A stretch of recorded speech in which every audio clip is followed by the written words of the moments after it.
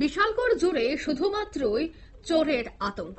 এলাকাবাসীরা এখন রাত জেগে পাহারা দিতে হচ্ছে। নিরাপত্তা নেই বর্তমানে বিশালগড়ে, এমনটাই অভিযোগ উঠছে এবার এলাকাবাসীদের পক্ষ থেকে। নিরাপদে রাস্তাঘাটে গাড়ি রাখা যাচ্ছে না, দোকানপাটে লুটপাট হচ্ছে, গাড়ি থেকে বিভিন্ন সরঞ্জাম চুরি করে নিয়ে যাচ্ছে চোরের দল। আবারও এমন একটি ঘটনা ঘটল বিশালগড় রঘুনাথপুর এলাকায়। সুবল মিয়া নামে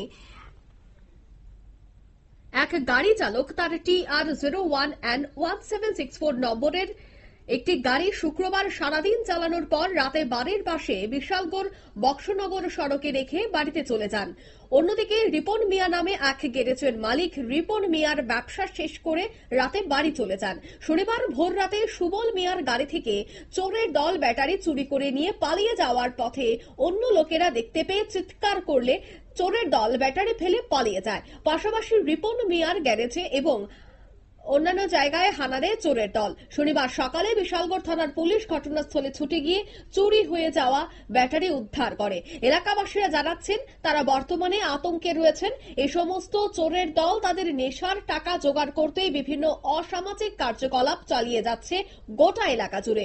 পুলিশ প্রশাসন যেন এই সমস্ত চোরের বিরুদ্ধে কঠোর ব্যবস্থা গ্রহণ করেন, এমনটাই দাবি তুলেন গাড়িসহ গ্যারেজে দুঃসাহসিক চুরি আতঙ্কে থাকা বিশালগড়বাসী। কি বলছেন তারা শোনাবো।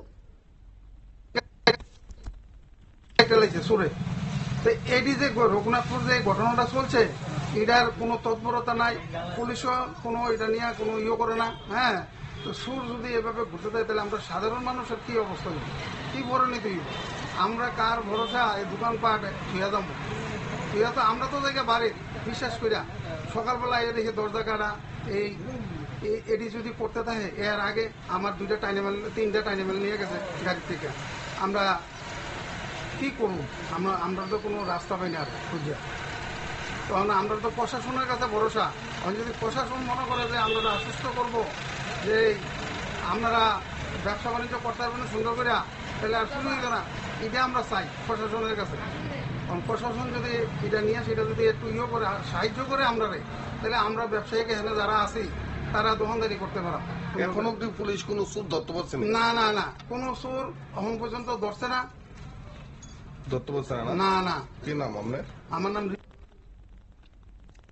আপনারা শুনলেন তাদের এই বক্তব্য এবং পুলিশের নিষ্ক্রিয় ভূমিকায় কিন্তু এবার ক্ষোভ তারা উগড়ে দিলেন এবং যারা এই চুরি কাণ্ডের সাথে যুক্ত রয়েছে তাদের বিরুদ্ধে কোনো পদক্ষেপ গ্রহণ করা হচ্ছে না বলেও কিন্তু অভিযোগ তুলছেন তারা। নিয়ে নিচ্ছে ছোট্ট একটি বিজ্ঞাপন বিরতি, সঙ্গে থাকুন।